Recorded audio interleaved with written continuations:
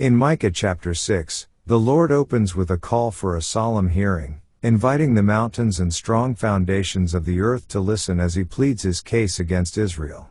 God questions what he has done to weary his people, reminding them of how he brought them out of Egypt, redeemed them from slavery, and gave them leaders like Moses, Aaron, and Miriam. He also refers to how he turned the curses of Balaam into blessings, urging them to remember his righteous acts. The people respond with questions about how they should approach God, whether burnt offerings, calves, thousands of rams, or rivers of oil would suffice. The prophet replies with a famous declaration of God's desire. He hath showed thee, O man, what is good, and what doth the Lord require of thee, but to do justly, and to love mercy, and to walk humbly with thy God. This verse emphasizes that God values righteousness and humility over extravagant rituals. The Lord then turns to rebuke Israel for its wickedness. He accuses them of unjust balances, deceitful weights, and violence in the city. The wealthy are full of violence, the inhabitants speak lies, and their tongues are deceitful. As a result, God warns that he will make them desolate for their sins. They will eat but not be satisfied, sow but not reap, and tread olives but not be anointed with oil. Finally, the chapter concludes by pointing out that Israel has followed the statutes of Omri and all the works of Ahab's house, two notoriously wicked rulers of Israel. Because of this, God will make the people a desolation and their inhabitants a hissing. They will bear the reproach of his people, a sobering consequence of their unfaithfulness and injustice. Let's now read Micah chapter 6. Hear ye now what the Lord saith. Arise, contend thou before the mountains, and let the hills hear thy voice. Hear ye, O mountains, the Lord's controversy, and ye strong foundations of the earth, for the Lord hath a controversy with his people, and he will plead with Israel. O my people, what have I done unto thee? And wherein have I wearied thee? Testify against me.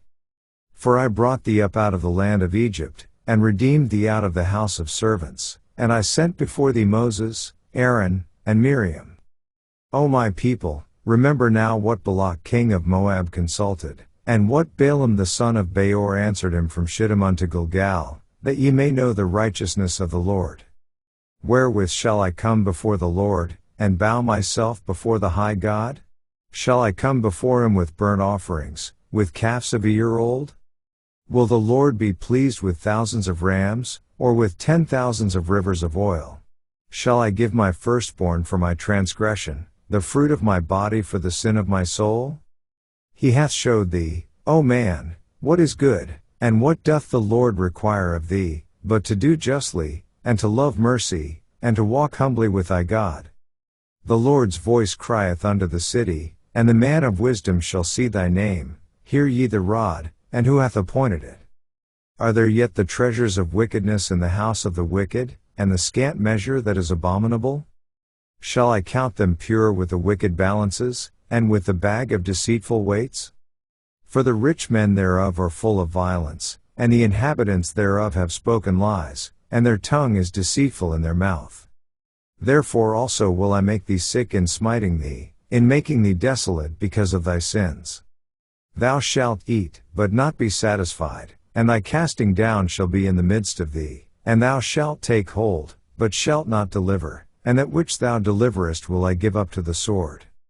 Thou shalt sow, but thou shalt not reap, thou shalt tread the olives, but thou shalt not anoint thee with oil, and sweet wine, but shalt not drink wine. For the statutes of Omri are kept, and all the works of the house of Ahab, and ye walk in their counsels, that I should make thee a desolation, and the inhabitants thereof an hissing. Therefore ye shall bear the reproach of my people. This ends our reading of Micah chapter 6.